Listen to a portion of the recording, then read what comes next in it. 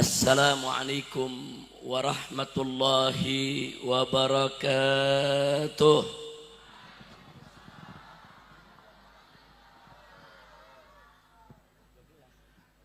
Bismillah walhamdulillah wala hawla wala quwwata illa billah. Ashhadu an la ilaha illallah wahdahu la syarika lah wa ashhadu anna sayyidana Muhammadan abduhu wa rasuluh la nabiyya ba'dah. Allahumma salli wa sallim wa barik ala sayyidina wa habibina wa syafi'ina wa maulana nabiyyina Muhammadin wa ala alihi at-tahirin at-tayyibin wa ashabihi al-ghurril mayamin wa man tabi'ahum bi ihsanin ila yaumiddin. Amma ba'd. Siyadatul habaib asy-syurafa wa sa'adatul ulama'il fudala wa fadilatul umara'il kurama wa jami'il hadirin wal hadirat al ahibba'il a'izza rahimakumullah. Fi hadhihi al munasabati sa'idah bimunasabah miladil mahadil futuhiyah at-tayyibatil mubarakah, fa nas'alullah subhanahu wa ta'ala ay yahdiyana ila siratihil mustaqim wa yaj'alana minal muttaqin wa yudkhilana jannatahu jannatan na'im.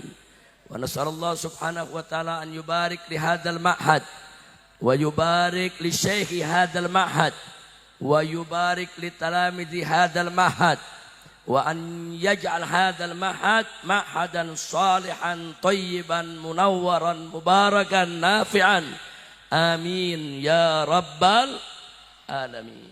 Ahibba'il kiram, satu kebahagiaan bagi kita semua pada malam hari ini dengan wasilah daripada Pondok Pesantren Salafiyah Al-Futuhiyah yang kita cintai ini, kita bisa berkumpul dalam acara yang penuh keberkahan. Pertama, sama kita maklumi acara haul daripada Imamul Aulia, yaitu Imam Syekh Abdul Qadir Al-Jailani. Begitu juga sekaligus ini merupakan milad daripada Pondok Pesantren Al-Futuhiyah yang ke-36 dan juga merupakan acara wisuda, yaitu daripada lulusan-lulusan Pondok Pesantren Al-Futuhiyah yang ke-16. Mudah-mudahan insyaallah para santri yang baru saja diwisuda semuanya insyaallah Allah akan jadikan sebagai al-ulama'il amilin, minal ulama'il amilin as-salihin az-zahidin, dan mudah-mudahan mereka insyaallah menjadi orang yang manfaat bagi keluarga, bagi tetangga, bagi masyarakat, agama, bangsa dan negara. Amin ya rabbal alamin. Nah, kemudian ahibba'il kiram, pada kesempatan ini tentu pertama kita sampaikan setelah pujian puji kita bagi Allah Subhanahu wa taala, salawat dan salam kita untuk Nabi kita Muhammad sallallahu alaihi wasallam beserta para sahabat dan juga para keluarganya. Tentu sepatutnya lah, seyogianya lah pada malam hari ini juga kita menyampaikan terima kasih kepada seluruh pengurus, seluruh dewan guru daripada Pondok Pesantren Al-Futuhiyah, istimewanya untuk guru kita tercinta, yaitu Imamul Jabhah Al-Quwatil Islamiyah, yaitu orang tua kita semua, akhina Al-Fadil Al-Muhtaram Al-Mukarram Ad-Da'i Al-Mujahid Al-Syekh Buya Ahmad Qurtubi Jailani hafidhahullahu ta'ala wa ra'ah. Famatanallahu bituli hayati wa nafa'ana bi ulumi fid dini wad dunya wal akhirah. Wa nas'alullah subhanahu wa ta'ala an yasfiyahu sifaan ajilan kamilan taman min kulli marad bi kulli lutfin wa khairin wa afiyah wa an yutawwila umrahu fi ta'ah wal ibadah wa fi tamamis sihah wa kamalil afiyah. Amin ya rabbal alamin. Begitu juga kepada seluruh para habaib, para alim ulama, para kiai, para tokoh, para sepuh yang kumpul pada malam hari ini di tempat ini. Begitu juga para umaranya. Tadi datang kemari wakil Bupati Bogor dan barusan sudah menyampaikan tausiahnya atau nasihat sambutannya, yaitu Bupati Lebak Akhina Al-Fadil, yaitu Bapak Hasbi Jayabaya. Nah, mudah-mudahan insya Allah para ulama kita, para habaib kita, begitu juga para umaro kita senantiasa diberikan oleh Allah panjang umur dalam taat dan ibadah, dalam sehat wal afiat, diberikan kemenangan dalam setiap langkah perjuangan dakwahnya, diberikan kebahagiaan dari dunia hingga akhirat. Amin ya rabbal alamin. Dan semua yang hadir di sini, para dewan guru, begitu juga para wali santri, kaum bapak, kaum ibu, akhwat, ummahat, dan semuanya, mudah-mudahan kumpulnya kita pada malam hari di tempat ini yaitu menjadi penyebab daripada turunnya rahmat dan barakah dari Allah subhanahu wa ta'ala. Amin ya rabbal alamin. Dan tentu acara kita pada malam hari ini, di samping kita melakukan haul Syekh Abdul Qadir Jailani radhiyallahu anhu, begitu juga milad daripada Mahat Al-Futuhiyah yang ke-36 maupun wisuda para santrinya yang gelombang ke-16 saudara. Tapi tidak lupa juga, ini juga merupakan acara yang luar biasa dari peringatan maulid Nabi kita Sayyiduna Muhammad sallallahu alaihi wa alihi wa sahbihi wasallam. Nah, mudah-mudahan dengan kita merayakan peringatan maulid, kelak kita akan mendapatkan syafaat Nabi. Dengan kita memperingati haul para aulia, insya Allah kita juga mendapat barokahnya. Dan dengan kita memperingati daripada milad pondok pesantren yang ke-36, mudah-mudahan pondok pesantren ini semakin jaya, semakin makmur, semakin berkah. Dan insya Allah dari pondok pesantren ini akan lahir ulama-ulama yang akan menjadi pemimpin umat di kemudian hari. Amin ya rabbal alamin. Nah, pada kesempatan ini saya hanya ingin berpesan untuk diri saya khususnya dan juga untuk seluruh jamaah yang hadir di tempat ini, bahwa ada dua pilar dakwah Islam yang harus selalu kita jaga, karena keduanya merupakan amanat Allah dan Rasul-Nya. Kalau dua ini betul-betul kita jaga, insya Allah umat akan senantiasa terbentengi. Siapa dua pilar ini? Yang pertama adalah pilar ulama. Saudara, Nabi telah sampaikan dalam hadisnya, kama qala Nabi sallallahu alaihi wasallam, al ulama warathatul anbiya. Ulama ini adalah para pewaris para nabi, saudara. Nabi yang menyampaikan, ulama itu pewaris nabi, mewarisi ilmunya, mewarisi dakwahnya, mewarisi akhlaknya, juga mewarisi segala resiko di dalam perjuangannya. Nah, jadi saudara, kalau hari ini kita tidak bertemu Nabi, saudara, tapi jangan lupa kita hari ini bisa bertemu dengan pewarisnya, berkumpul dengan pewarisnya, dan itu penting untuk senantiasa kita jaga. Bahkan Allah memerintahkan kita dalam Al-Quranul Karim berkaitan dengan ulama, fuqaha, saudara. Apa Allah katakan? Fas'alu ahla dzikri in kuntum la ta'lamun. Tanya kepada ahlu dzikir, tanya kepada ulama, tanya kepada fuqaha kalau engkau tidak mengetahui tentang apa saja. Kita nggak tahu, nggak ngerti tentang urusan agama, tentang urusan hukum, tentang bagaimana cara menghadapi kehidupan. Tanya ulama. Siapa yang memerintahkan tadi? Allah. Allah yang perintahkan. Fas'alu, kata Allah. Tanya. Tanya. Nah kalau Allah suruh kita bertanya kepada ulama, bukan bertanya, dijawab, masuk kuping kanan, keluar kuping kiri. Enggak, saudara. Kalau Allah katakan fas'alu, tanyalah ahla dzikri, yaitu para ulama, para fuqaha.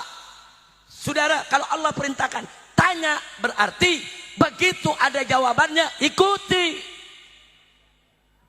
Nah maka itu apa yang terjadi di negeri kita belakangan ini, saudara, dari rusaknya negeri, saudara, dari merajalelanya kemunkaran, kemaksiatan, banyaknya korupsi di mana-mana, tidak lain dan tidak bukan salah satu akibat daripada banyak umat meninggalkan ulama. Nah karena itu tolong, melalui daripada acara ini saya ingin mengajak semua, jangan pernah meninggalkan ulama. Jangan kurang ajar kepada ulama. Jangan melupakan ulama. Kalau kita mau bahagia, ikuti ulama. Bahkan dalam Al-Quranul Karim Allah ingatkan kita, saudara, di mana Allah nyatakan tentang ulama, faqala ta'ala innama yakhshallaha min ibadihil ulama. Sesungguhnya kata Allah, dari hamba-hamba Allah yang betul takut kepada Allah adalah ulama. Jadi ulama-ulama yang menjalankan ajaran Allah dan Rasulnya, pasti mereka takut kepada Allah Subhanahu wa ta'ala. Ulama yang istiqamah pasti akan takut kepada Allah Subhanahu wa ta'ala. Ulama yang khair dunia akhirat, pasti ulama tersebut takut kepada Allah Subhanahu wa ta'ala. Kalau ada ulama yang tidak takut kepada Allah, ulama yang mengharamkan yang halal, menghalalkan yang haram, memutar balik ayat dan hadis, saudara, berarti itu ulama tidak menjalankan perintah Allah dan Rasulnya. Kalau ulama menjalankan perintah Allah dan Rasulnya, taat, ibadat, takut kepada Allah, pasti mereka adalah golongan yang senantiasa takut kepada Allah Subhanahu wa ta'ala. Nah karena itu, kalau Allah sudah jamin ulama-ulama yang lurus istiqamah itu takut kepada Allah, jangan pernah ragu ikut ulama. Jangan pernah ragu bertanya kepada ulama. Jangan pernah ragu belajar kepada ulama. Mudah-mudahan insya Allah, khususnya para santri dan santriwati daripada Pondok Pesantren Al-Futuhiyah, kelak akan menjadi ulama-ulama yang dimuliakan Allah. Ulama-ulama yang takut kepada Allah. Ulama-ulama yang kelak akan betul-betul selalu ikhlas kalimatillah subhanahu wa ta'ala. Amin ya rabbal alamin. Nah saudara, di ayat yang lainnya lagi Allah kasih tahu kita, faqala ta'ala yarfa'illahu alladhina amanu minkum walladhina utul ilma darajat. Subhanallah, indahnya ini ayat. Allah kasih tahu kita, yarfa'illah, Allah tinggikan, Allah angkat. Siapa itu yang diangkat, saudara? Orang-orang yang beriman daripada kamu sekalian dan orang-orang yang memiliki ilmu. Beriman, berilmu, Allah angkat kedudukannya. Apa kata Allah? Darajat. Beberapa derajat Allah tinggikan kedudukan mereka. Masya Allah, Allah yang maha tinggi meninggikan kedudukan ulama. Allah yang maha mulia memuliakan kedudukan para ulama. Allah yang maha agung itulah, saudara, yang menempatkan ulama di posisi yang begitu tinggi dan begitu mulia. Artinya apa, saudara? Yang tersurat, Allah meninggikan kedudukan ulama, itu yang tersurat. Tapi di balik yang tersurat ada yang tersirat. Apa itu yang tersirat, saudara? Artinya, saudara, kalau Allah saja yang maha tinggi, Allah saja yang maha mulia memuliakan ulama, maka kita umat manusia, kita hamba Allah, wajib untuk memuliakan mereka yang dimuliakan oleh Allah. Wajib untuk kita tinggikan mereka-mereka yang derajatnya ditinggikan oleh Allah Subhanahu wa taala. Betul? Siap jaga ulama, siap bela ulama, siap tinggikan ulama. Takbir. Angkat tangan semuanya, takbir. Shallu ala nabi. Jangan pernah meninggalkan ulama, saudara. Nah, tapi ingat, ulama ada dua. Ada ulama, ada ulama-ulamaan, Bu.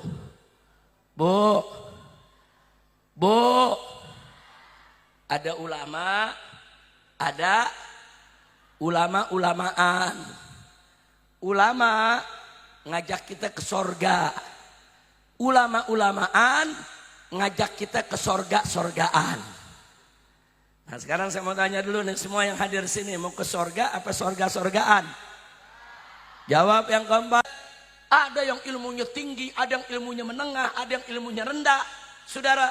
Tapi mereka semua ulama dan mereka semua dipuji oleh Allah selama mereka takut kepada Allah Subhanahu wa taala. Jadi kuncinya cuma satu. Kalau tuh ulama takut kepada Allah, insya Allah itulah ulama istiqamah yang wajib untuk kita ikuti. Insya Allah. Nah, walaupun kalau kita merinci banyak, ulama yang lurus itu ilmu dan amalnya seiring sejalan. Ilmu yang enggak, yaitu ulama yang enggak maksiat, ulama yang enggak menjual, yaitu agamanya, saudara. Ulama yang enggak mengharamkan yang halal, menghalalkan yang haram, saudara. Nah, jadi kalau ulama-ulama perilakunya sudah mulia begitu, itulah ulama-ulama khair, ulama yang baik. Itulah ulama-ulama yang takut kepada Allah. Mudah-mudahan dari Al-Futuhiyah lahir ulama-ulama seperti ini. Amin ya rabbal alamin. Nah, baik, saudara. Al-Imam Al-Khalil ibn Ahmad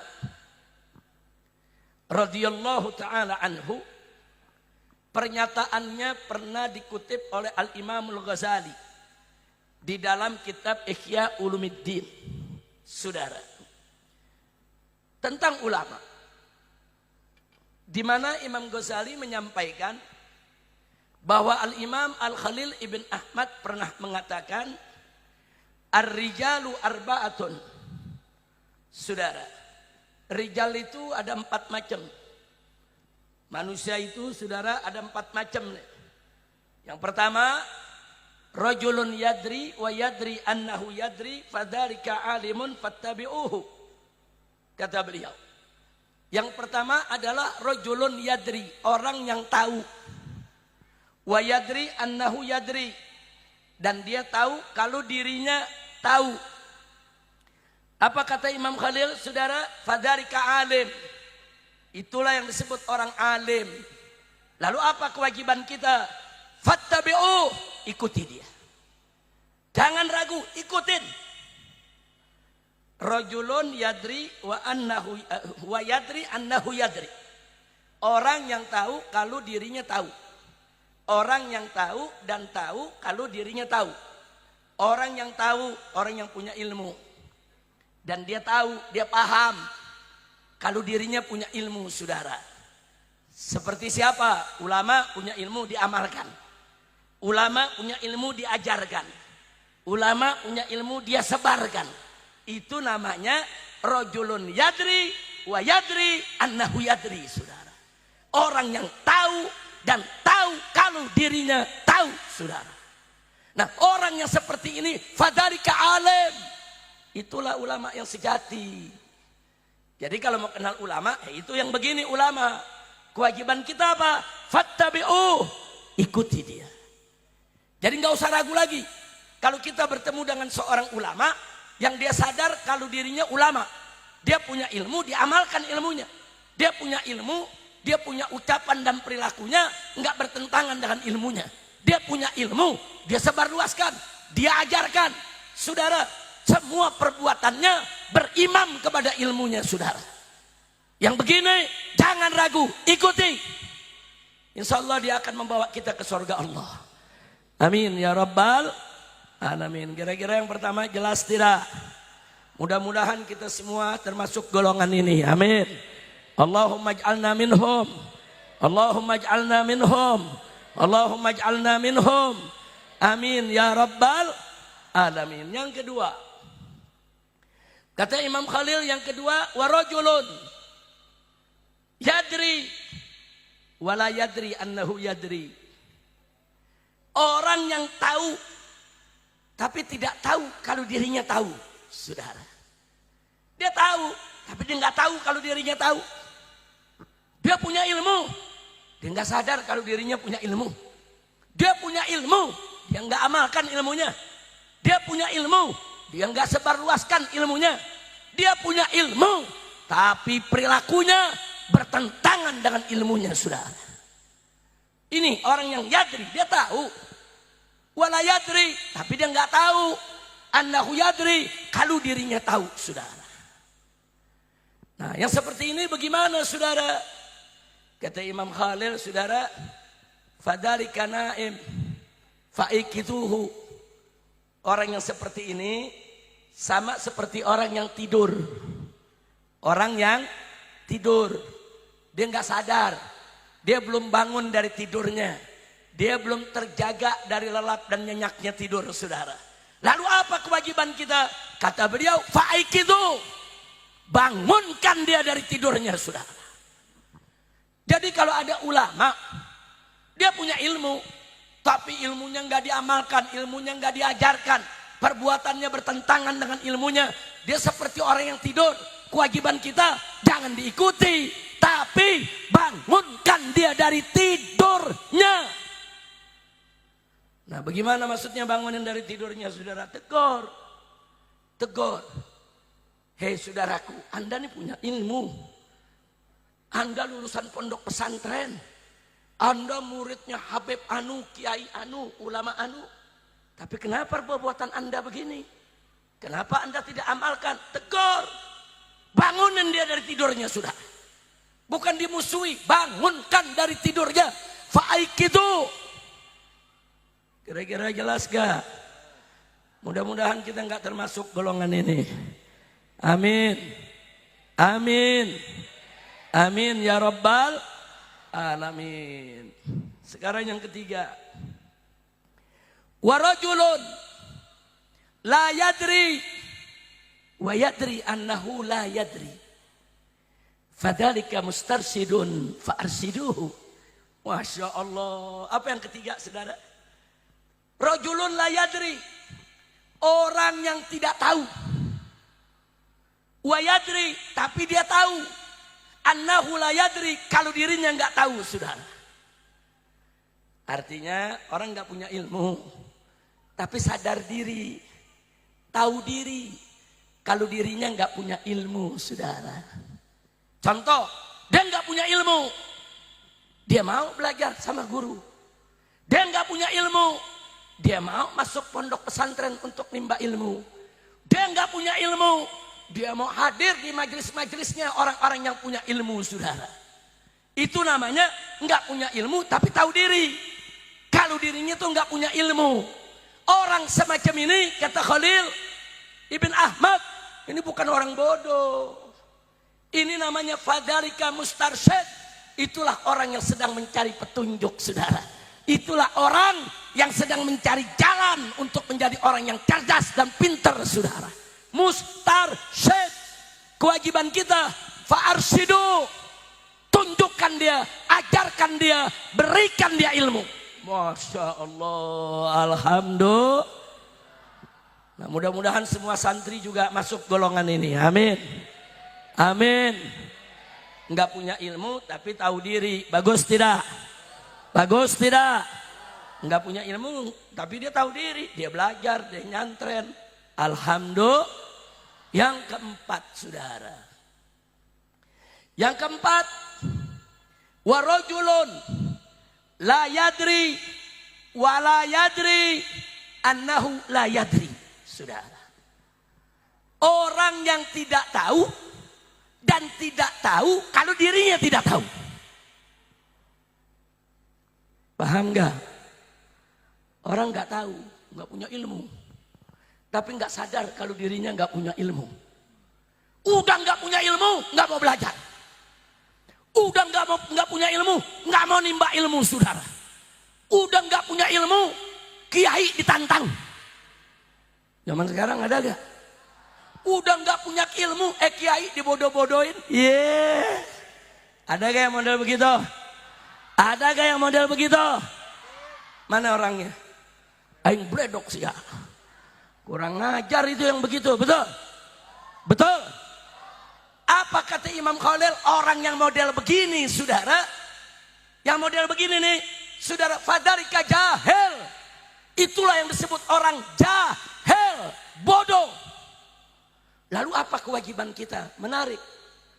Beliau mengatakan, fatruku, tinggalin aja orang begitu.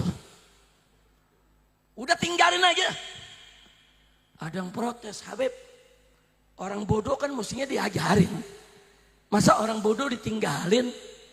Jawab jangan. Jawab jangan. Kapan? Tahun depan deh. Udah malam, Bu. Udah 11:30. Lanjut. Jawab sekarang. Betul.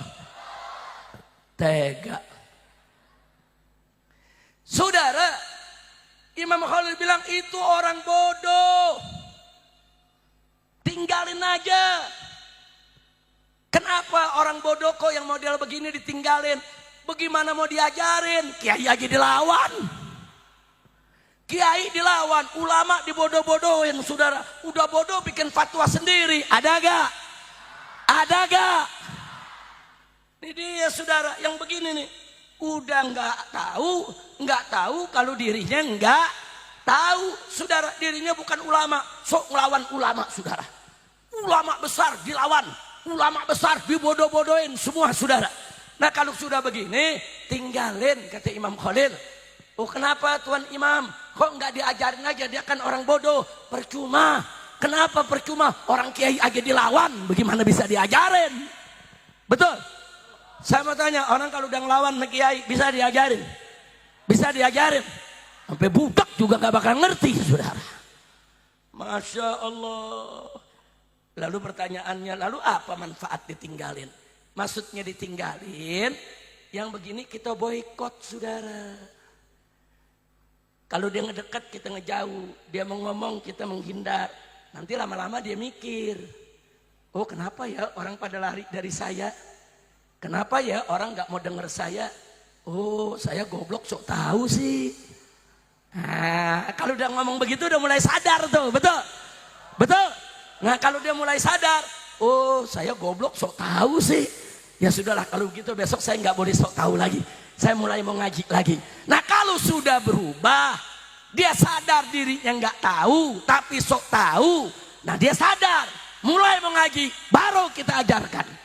Berarti derajatnya naik dari jahil menjadi mustarsyid, menjadi orang yang sedang mencari petunjuk. Insya Allah. Mudah-mudahan di sini nggak ada yang model nomor 4. Amin. Amin. Tapi jujur di luar sana yang nomor 4 ada gak? Ada gak? Banyak gak? Ada setan dangdut, so ahli nasab. Lu main ketawa aja, lu paham gak? Paham? Tahu? Ngartos. Kalau orang Banten bilang naon? Ngartos. Ngartos. Iya, abdi mah ngartos, bahasa Sunda, apalagi bahasa Banten. Nah, saudara, model-model begini, saudara mesti sadar diri. Maka itu saya ajak semua nih. Beruntung, beruntung. Anda di sini para santriwan dan santriwati belajar di pondok pesantren Salafiyah Al-Futuhiyah. Beruntung. Kenapa beruntung? Satu, pondok ini berdiri atas dasar Ahlus Sunnah wal Jamaah. Dua, pondok ini saudara dibimbing, diasuh, dibina oleh ulama yang istiqamah.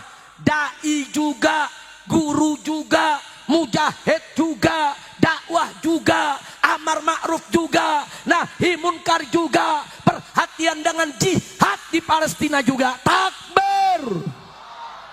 Bagus tidak? Beruntung tidak? Alhamdulillah. Dan busra lakum saudara. Beruntung para ahli pesantren.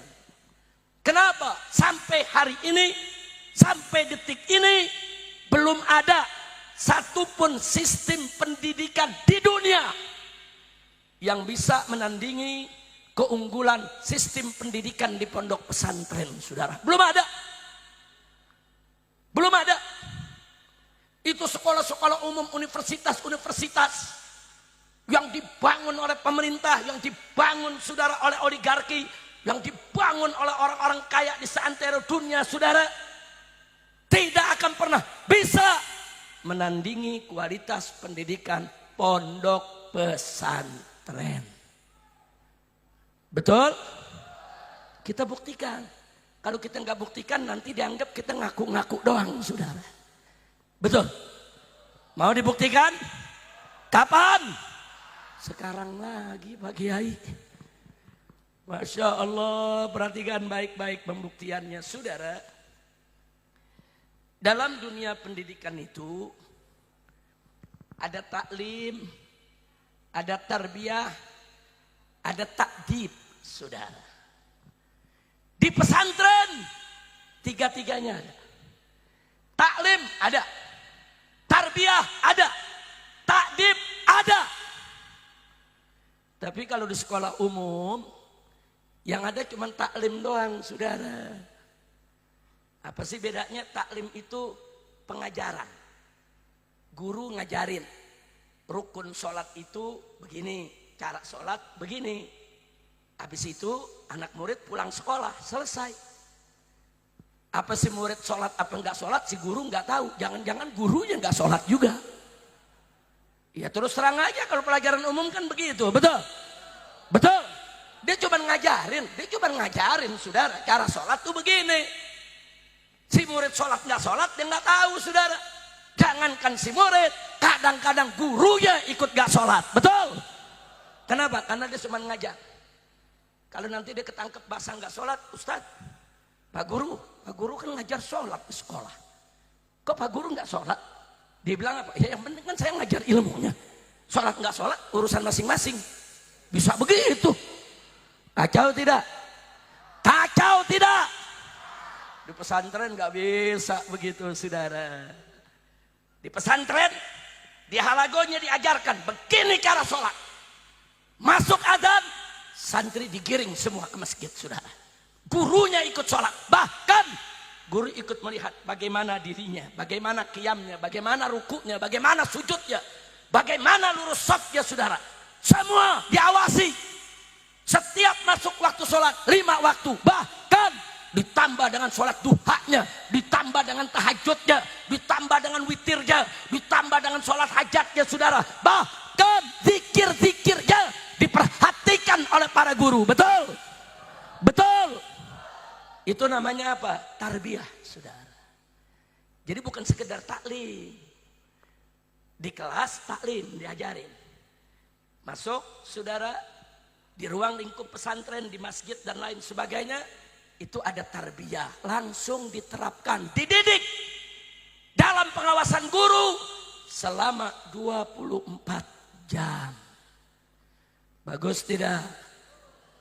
Di sekolah umum pelajaran agama seminggu cuma 2 jam.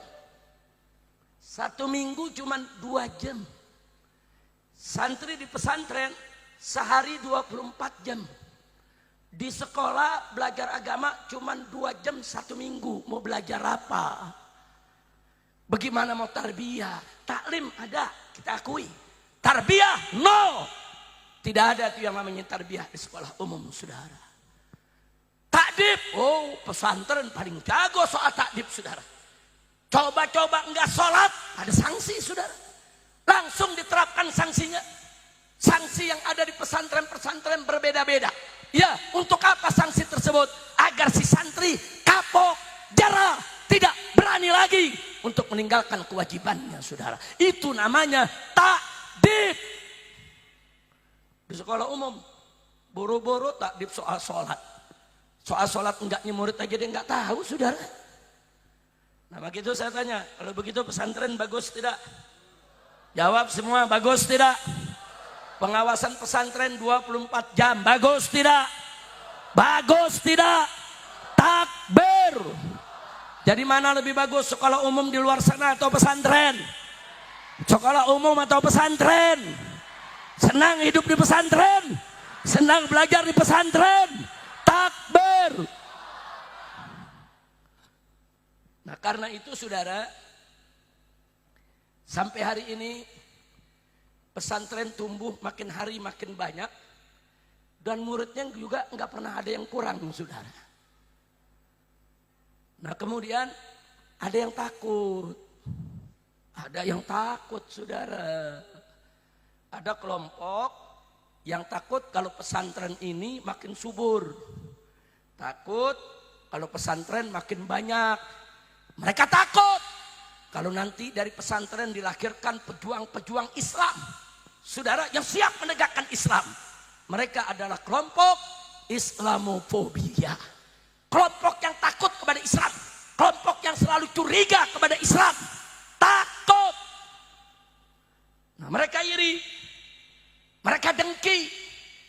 Mereka hasad. Mereka hasut. Mereka cari cara. Bagaimana supaya orang-orang tua nggak masukin lagi anaknya ke pondok pesantren? Bagaimana caranya supaya anak-anak kita takut masuk pondok pesantren? Disebarlah macam-macam fitnah terhadap pondok pesantren saudara. Satu, disebarluaskan. Awas jangan masuk pesantren. Karena pesantren sarang teroris. Pernah dengar gak fitnah begitu? Pernah dengar gak fitnah begitu? Dia pakai bukti, apa katanya? Buktinya tuh ada beberapa teroris yang ngebom di Bali, yang ngebom di Jakarta. Ternyata mereka alumni pondok pesantren. Berarti pondok pesantren itu berbahaya. Bisa melahirkan teroris-teroris yang bisa meledakkan dirinya, membom, yang bisa merusak, bahkan menakutkan masyarakat saudara. Masya Allah, saya tanya ini fitnah jahat tidak? Jahat tidak? Saya mau tanya nih santri pondok pesantren Futuhiyah, pernah diajarin bikin bom di sini? Pernah disuruh ngebom? Ada ajaran di sini ngebom itu boleh saudara? Saudara, kalau ada 1, 2 teroris, 10, 20 teroris. Dilihat riwayat hidupnya dulu pernah masuk pondok pesantren dulu. Kemudian belakang hari dia jadi teroris. Ya jangan salahin pondok pesantrennya.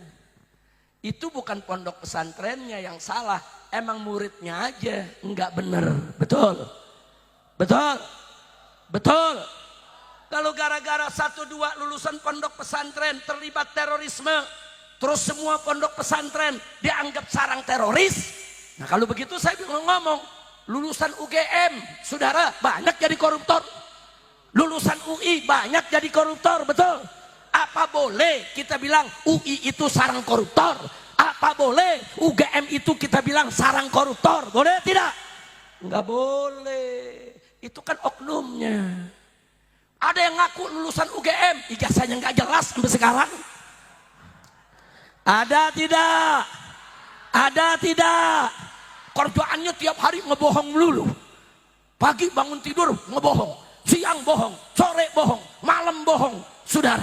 Nah apa kita mau bilang? Awas, jangan masuk UGM karena lulusan UGM jadi pendusta. Boleh gak ngomong begitu? Nggak boleh. Kira-kira jelas.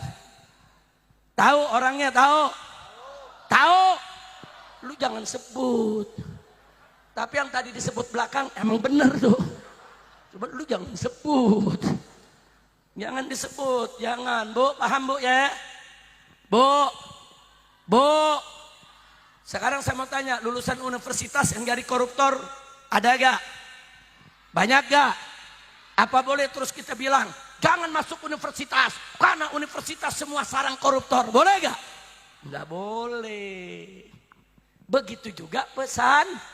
pesantren. Kalau ada satu dua, mungkin dulu dia pernah masuk pesantren, terus jadi teroris. Bukan pesantrennya yang salah, betul? Itu memang oknumnya, tangkep aja, hukum mati silakan. Nggak ada urusan sama pesantren. Dan jangan coba-coba memfitnah kalau pondok pesantren adalah sarang teroris. Nggak boleh kita terima itu fitnah jahat, betul? Betul? Saya mau tanya, fitnahnya jahat tidak? Biadab tidak? Kurang ajar tidak? Diamkan atau lawan? Saya mau tanya, pesantren sarang teroris atau bukan? Sarang teroris atau bukan? Takbir! Angkat tangan semua, takbir! Hidup pesantren! Hidup pesantren! Takbir! Sallu ala Nabi. Alhamdulillah. Itu fitnah yang pertama tuh. Nah, tujuannya apa sih? Fitnah pesantren sarang teroris supaya orang tua nggak berani masukin anak ke pondok pesantren. Dan itu terjadi, saudara. Beberapa tahun yang lalu karena gencar ada fitnah tersebut, banyak orang tua nggak jadi masukkan anak ke pondok pesantren. Bahkan anak sudah di pondok pesantren ditarik lagi. Saudara, sampai begitu fitnah. Nah, ini nggak boleh terulang lagi. Mudah-mudahan Allah jaga kita semua. Yang kedua, apa mereka bilang? Jangan masuk pesantren, nanti gila. Gila, kenapa gila? Itu di pesantren ada pelajaran nahwu, itu susah, itu bikin gila orang itu. Kacau tidak? Kacau tidak? Pelajaran nahwu ada nahwu, sorof ada sorof, betul ada. Nih Kiai Fahru nih, udah 30-40 tahun lebih belajar nahwu, nggak gila-gila. Betul? Betul? Nih saya punya mantu nih, belajar nahwu sampai ke Mesir, nih belajar nahwu sampai ke Yaman. Gila gak? Enggak, saudara. Jadi dibohongi, pelajaran nahwu itu, saudara, begitu juga pelajaran sharaf, nggak ada yang bikin gila. Sudah 1000 tahun lebih, ulama-ulama kita mempelajari nahwu, semakin tahu nahwu, semakin pintar, semakin cerdas, semakin cemerlang, nggak ada yang gila, betul? Takbir. Nah, jadi kasih tahu tuh, kalau lagi pada libur sekolah, pulang atau alumni lulus, kasih tahu masyarakat, nggak ada belajar nahwu gila.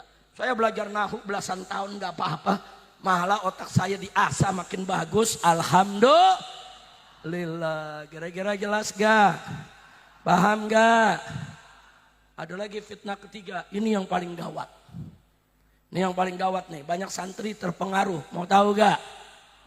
Ayo jawab, mau tahu gak? Kapan? Sekarang lagi. Lanjut. Sudah tengah malam gak apa-apa? Betul. Ini yang ketiga nih fitnahnya, apa dia bilang? Santri-santri, kesian Anda. Pesantren itu kan tempat anak buangan. Pesantren tempat anak buangan. Karena orang tua udah nggak sayang, nggak mau tahu, pegel sama santri, dilempar lagi ke pondok pesantren. Ayo, ada gak yang ngomong begitu? Ayo, ayo. Ada gak yang merasa dibuang? Masya Allah, kurang ajar saudara. Bohong, fitnah. Saudara, justru kalau ada orang tua menitipkan anaknya di pondok pesantren, berarti itu orang tua pintar, cerdas, bertanggung jawab, dan cinta kepada anak saudara. Kenapa saya katakan dia orang tua yang bertanggung jawab? Karena dia tahu diri. Saya ini bukan ulama. Kalaupun saya ustadz, dengan lingkungan semacam ini, anak saya bisa tergoda, anak saya bisa rusak. Saya bertanggung jawab, anak saya nggak boleh rusak. Lingkungan saya ada narkoba, lingkungan saya ada aneka ragam kemaksiatan. Bagaimana melindungi anak saya? Walaupun saya ustadz, saya sering keluar rumah, saya sering berangkat dakwah, saya sering ngajar di sana sini. Anak saya siapa yang liatin, siapa yang ngawasi, anak saya bisa rusak. Untuk menjaga anak saya masukkan ke pondok pesantren. Bagus tidak? Bagus tidak? Berarti orang tuanya tanggung jawab tidak? Bagus tidak? itu orang tua tanggung jawab, saudara. Dan dia cerdas. Kenapa kita katakan dia cerdas, saudara? Karena dia tahu, saudara, sepintar apapun orang tua, kadang-kadang anak kalau belajar sama orang tua, saudara, susah. Tapi kalau tuh anak dititip ke pesantren lain, mudah dia belajar, saudara. Nah itu yang ayahnya ulama, apalagi kalau ayahnya bukan ulama. Dia tahu dirinya nggak bisa ngajar, dirinya nggak punya ilmu. Masa anak saya mesti bodoh? Masa anak saya mesti nggak tahu agama? Masa anak saya, ini anak saya nggak bisa menyelamatkan saya nanti di hadapan Allah? Bagaimana supaya anak saya ini manfaat, berguna, dunia akhirat? Dia juga bela saya nanti di hadapan Allah. Ya masukkan pondok pesantren. Belajar yang betul. Papa yang cari duit, ayah yang cari duit. Kau belajar sampai tuntas. Pelajari agama supaya kau manfaat untuk keluarga, bangsa, negara, bahkan manfaat buat orang tua di hadapan Allah nanti. Betul? Berarti orang tuanya cerdas tidak? Cerdas tidak? Baik, saudara, kalau orang tua pengen anaknya jadi orang soleh, masuk surga, berarti orang tua itu benci atau sayang anak? Jawab yang keempat, benci atau sayang? Benci atau cinta? Alhamdulillah, bersyukur Anda semua para santri dan santriwati, saudara. Santriwan dan santriwati, santri dan santria, bersyukur Anda punya orang tua cinta kepada Anda. Anda punya orang tua cerdas. Anda punya orang tua bertanggung jawab. Buktinya mereka titipkan Anda di pondok pesantren. Betul? Takbir. Sallu ala nabi. Nah, jadi jangan termakan tuh fitnah-fitnah begitu. Enggak, saudara. Makanya tiap santri di sini mesti bangga. Alhamdulillah. Saya punya orang tua cinta sama saya. Dia sudah selamatkan saya dari pergaulan-pergaulan yang penuh kemaksiatan, yang penuh kemunkaran. Alhamdulillah, orang tua saya betul-betul cinta kepada saya. Nah, kalau orang tua sudah tunjukkan cintanya, saudara, sayangnya, tanggung jawabnya, maka pikulah kewajiban yang diberikan oleh orang tua kepada santri. Orang tua enggak suruh Anda cari duit, enggak. Orang tua suruh Anda belajar. Belajar. Belajar yang betul. Belajar. Begitu Anda belajar, saudara, belajar Al-Quran, belajar hadis, belajar fikih, belajar akidah, belajar syariat, belajar akhlak, menerapkan, saudara, dan mengimplementasikannya dalam kehidupan sehari-hari, Anda semua akan menjadi kebanggaan orang tua. Alhamdulillah. Begitu saya mau tanya di sini, siap belajar? Siap belajar yang rajin? Siap belajar yang rajin? Takbir. Angkat tangan semua, takbir. Sallu ala nabi. Nah, itulah saudara pentingnya pondok pesantren yang diperjuangkan oleh para ulama kita. Catat ya. Tadi saya katakan bagian pertama ceramah saya, ulama sebagai pewaris Nabi, saudara, itu merupakan orang yang wajib kita tinggikan, kita muliakan, kita hormati, saudara, dan kita jadikan panutan kita. Setuju? Siap cinta ulama? Siap bela ulama? Takbir. Sallu ala nabi. Nah, sekarang yang kedua, saudara. Yang kedua, Nabi mengatakan dalam kitab Sahih Muslim. Apa kata beliau? Inni tarikun fikumut tsaqalain. Aku meninggalkan untuk kamu semua dua peninggalan yang sangat berat, kata Nabi. Saudara. Yang pertama, kata Nabi, kitabullah, yaitu Al-Quranul Karim. Berikut as-sunnah sebagai penjelasannya. Karena Allah nyatakan dalam Al-Quran, peran Nabi itu litubayyina linnas ma nuzzila ilaihim. Tugasmu wahai Nabi, jelaskan kepada umat manusia apa yang diturunkan kepada mereka. Apa itu maksud Al-Quran? Apa itu arti Al-Quran? Bagaimana itu arah Al-Quran? Kau jelaskan kepada umat.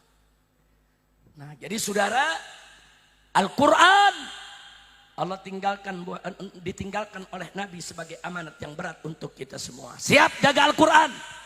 Siap jaga Al-Quran. Takbir. Yang kedua kata Nabi, wa itrati ahli baiti. Dan keturunanku yang merupakan ahlil baitku, keluargaku. Kemudian Nabi lanjutkan.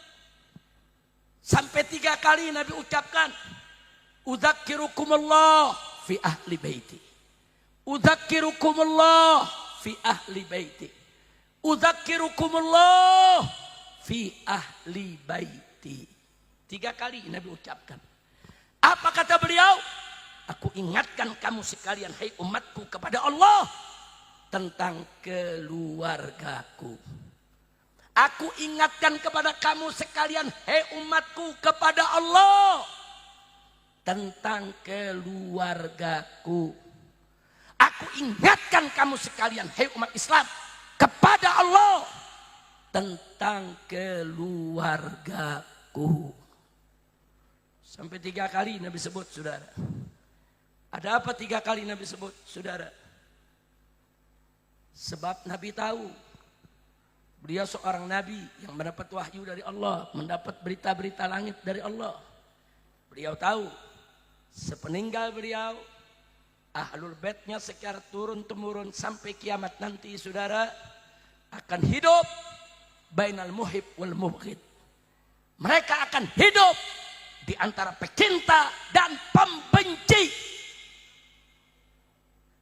Nah, makanya kita lihat, begitu Nabi wafat, mulailah Ali ibn Abi Thalib sebagai kepala ahlul bait yang menjaga semua cucu Nabi. Saudara, bagaimana matinya? Dibunuh. Dibunuh. Bahkan kelompok Khawarij mengkafir-kafirkan Ali, menghalalkan darahnya, saudara. Lalu Sayyidina Hasan tampil sebagai pemimpin ahlul bait. Bagaimana nasib hidupnya? Diracun, saudara. Mati diracun.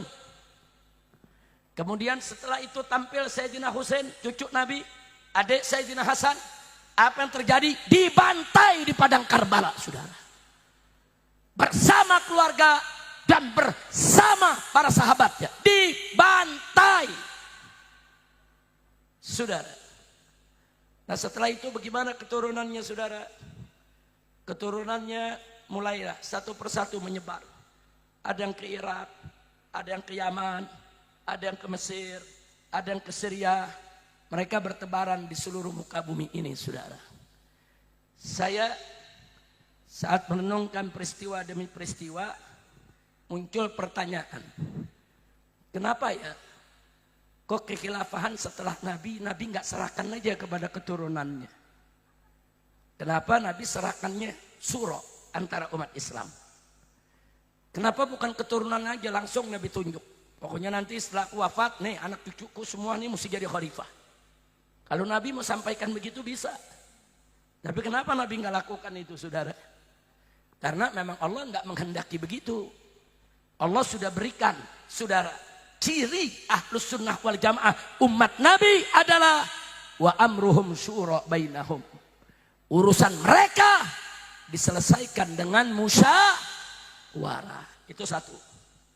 Yang kedua, kita merenung sejenak, saudara. Kalau keluarga Nabi ketika itu begitu Nabi wafat, kemudian naik jadi khalifah pertama, kedua, ketiga, turun-temurun. Andai kata khilafah itu bentuknya kerajaan buat ahlul bait turun-temurun, saudara. Apa yang terjadi? Ahlul bait akan duduk di puncak nikmatnya dunia, dikelilingi oleh aneka ragam kemewahan. Belum tentu mereka hijrah keliling dunia, saudara. Kalau mereka hanyut dalam lezatnya kekuasaan, dalam lezatnya kemewahan dunia, nggak ada mereka yang menyebar merantau ke seluruh dunia, saudara. Jadi apa hikmahnya ahlul bait dimusuhi, ahlul bait dihina, ahlul bait difitnah, ahlul bait diusir, ahlul bait, saudara, dibunuh? Apa hikmahnya? Hikmahnya agar mereka menyebar ke seluruh dunia. Alhamdulillah. Dan ternyata betul. Mereka menyebar, saudara. Ada yang turun-temurun di Irak, ada yang turun-temurun di Mesir, ada yang turun-temurun di Afrika. Bahkan sampailah ke mereka ke Nusantara. Ada yang turun-temurun di Nusantara. Alhamdulillah. Karena memang, saudara, Ahlul Bait itu diamanatkan. Nabi yang mengatakan, 2 peninggalan aku serahkan kepada kalian semua. 1 Al-Quran, 2 keluargaku. Artinya apa? Keluarga Nabi wajib menjadi pendamping Al-Quran, pendamping As-Sunnah. Wajib memegang bendera Al-Quran, bendera As-Sunnah. Wajib untuk menyebarkan Al-Quran dan As-Sunnah ke seluruh dunia. Alhamdulillah. Nah, saya tanya, hikmahnya bagus tidak? Hikmahnya bagus tidak? Nah, jadi saudara nggak usah kaget. Saudara, kalau zaman sekarang ada yang caci maki Ahlul Bait Nabi, biasa itu ya ikhwan. Ada yang hadang-hadang keluarga Nabi, biasa itu ya ikhwan. Ada yang ancam-ancam keluarga Nabi, biasa. Ada yang bunuh keluarga Nabi sekalipun, biasa. Al-Imam Ali Zainal Abidin, putra Sayyidina Husain, saudara, suatu ketika pernah diancam orang. Beliau putra Sayyidina Husain, cucu Nabi yang selamat dari pembantaian Karbala, saudara. Beliau kembali hidup di Madinah, menjadi seorang guru, saudara, mengajar, menuntun umat. Sekali waktu beliau diancam, mau dibunuh orang. Apa jawaban beliau, saudara? Nahnu Ahlul Bait, kami keluarga Nabi, al-qatlu lana adah. Pembunuhan bagi kami adalah sesuatu yang biasa. Kami nggak kaget untuk dibunuh. Jangankan baru diancam, dibunuh kami nggak kaget. Al-qatlu lana ada, wal karamatu indallahi syahada. Tapi jangan lupa, kemuliaan di sisi Allah adalah mati syahid. Dan jawaban itu selalu dipegang, menjadi pegangan Ahlul Bait sampai hari ini, saudara. Jadi kalau mereka mengancam-ngancam Ahlul Bait Nabi, enggak, kita enggak kaget. Al-qatlu lana adah, wal karamatu indallahi syahada. Pembunuhan itu bagi kami sesuatu hal yang biasa. Dan ingat bahwa mati syahid adalah kemuliaan di sisi Allah Subhanahu wa ta'ala. Nah, sekarang saya ingin mengajak semua saudara. Dari dulu, saudara, sampai 2-3 tahun yang lalu, saudara, hubungan ulama dan habaib di Indonesia turun-temurun memiliki hubungan yang sangat bagus, hubungan yang sangat baik, saling menghormati, saling bahu-membahu, saling gotong royong, saling berjuang bersama. Bagus tidak? Bagus tidak? Tahu-tahu muncul belakangan, saudara, kelompok yang mau adu domba. Habaib dengan ulama diadu domba, ulama dengan ulama diadu domba, Habib dengan Habib diadu domba, saudara. Saya mau tanya semua yang ada di sini. Begitu hari ini, malam ini Anda lihat di panggung ini, banyak ulama kita, banyak kiai kita, dan banyak habaib kita duduk berdampingan, mesra, saling cinta, saling sayang. Indah tidak? Jawab yang kompak, indah tidak? Bagus tidak? Setuju tidak? Nah, sekarang saya mau tanya, kalau habib-habib ini, kiai-kiai ini diadu domba, senang tidak? Redo tidak? Nah, kalau gitu saya mau tanya, kalau habib dan ulama disatukan, bersatu, berjuang bersama, setuju tidak? Bagus tidak? Bagus tidak? Takbir. Jadi kalau ada kelompok, saudara, yang mengaku ahlus sunnah, pasti ahlus sunnah itu cinta Allah, cinta keluarga Nabi, dan cinta sahabat Nabi, saudara. Dusta kalau orang mengaku ahlus sunnah, cinta Nabi, kalau dia nggak cinta sahabat Nabi, saudara. Bohong kalau orang ngaku ahlus sunnah, cinta Nabi, tapi ternyata dia tidak cinta kepada keluarga Nabi. Bohong. Jadi kalau ada orang ngaku ahlus sunnah, benci sahabat Nabi, atau benci keluarga Nabi, saudara, atau suka adu domba ulama, saudara, mereka bukan ahlus sunnah, tapi mereka adalah ahlul fitnah. Nah, tolong dibedakan antara ahlus sunnah dengan ahlul fitnah. Sekarang saya mau tanya yang ada di sini, mau ikut ahlul fitnah atau ahlus sunnah? Ahlul fitnah atau ahlus sunnah? Siap ikut ahlus sunnah. Jadi kalau ada orang-orang yang suka ngadu domba, saudara, ulama, habaib, kiai, saudara, biarkan atau lawan? Biarkan atau lawan? Takbir. Alhamdulillah, saudara. Nah ini yang perlu ditanamkan dalam diri kita, kan khususnya baru di wisuda nih. Anda sebentar lagi pulang ke kampung halaman Anda. Ada yang terus melanjutkan ke tingkat yang lebih tinggi, ada yang terus buka majelis taklim, ada yang terus memimpin pondok pesantren. Kalau orang tuanya punya pondok pesantren, saudara, Anda nih yang baru wisuda, pulang akan jadi pemimpin-pemimpin umat. Nah maka itu pegang pesan yang malam ini kita sama dengarkan. Dari guru kita, dari ustadz kita. Jangan pernah keluar dari ahlus sunnah wal jamaah. Betul? Siap jaga ahlus sunnah. Takbir, angkat tangan semua. Takbir. Takbir. Siap jaga ahlus sunnah. Siap hancurkan ahlul fitnah. Takbir. Takbir. Siap jaga Al-Quran. Siap bela Al-Quran. Siap junjung Al-Quran. Takbir. Al-Quran imam kami. Al-Quran pedoman kami. Al-Quran petunjuk kami. Al-Quran satukan kami. Silakan tim hadrohnya ikuti. Al-Quran imam kami. Al-Quran pedoman kami. Al-Quran petunjuk kami. Al-Quran Satukan kami.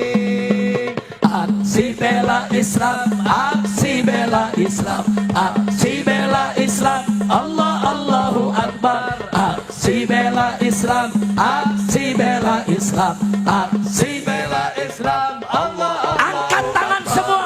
Allahu Akbar. Allahu Akbar. Allahu Akbar. Allahu Akbar. Allahu Akbar. Allahu Akbar. Allahu Akbar. Allahu Akbar. Nyalakan lampu handphonenya, flashnya. Semua. Al-Quran pedoman kami. Al-Quran petunjuk kami. Al-Quran satukan kami. Semua. Al-Quran. Imam kami. Al-Quran. Pedoman kami. Al-Quran. Petunjuk kami. Al-Quran satukan kami. Aksi bela Islam, aksi bela Islam, aksi bela Islam. Allah Allahu Akbar. Aksi bela Islam, aksi bela Islam, aksi bela Islam. Allah Allahu Akbar. Semua. Allahu Akbar. Allahu Akbar. Allahu Akbar. Allahu Akbar. Allahu Akbar. Angkat tangan semua. Allahu Akbar. Allahu Akbar. Allah Allahu Akbar. Sekali lagi. Imam kami. Allah. Al-Quran pedoman kami. Al-Quran petunjuk kami. Al-Quran satukan kami. Al-Quran imam kami. Al-Quran pedoman kami. Al-Quran petunjuk kami.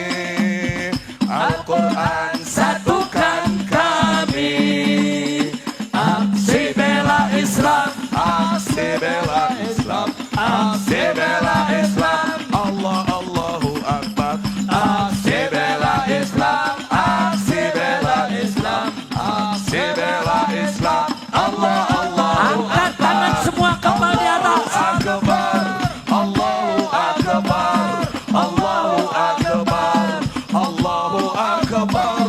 Allahu Akbar. Allahu Akbar. Allahu Akbar. Allah Allahu Akbar. Takbir. Allahu Akbar. nabi. Allahumma salli wa sallim wa barik. Mudah-mudahan semua santri, khususnya yang baru saja wisuda, tetap selalu siap untuk membela Al-Quran. Betul? Siap selalu untuk membela para ulama. Siap? Siap selalu untuk juga bersama para habaib. Siap? Ayo jawab semua, jawab semua. Siap bela ulama, siap bela habaib, siap bela Al-Quran, siap bela Islam, siap bela negara. Takbir. Sallu ala Nabi.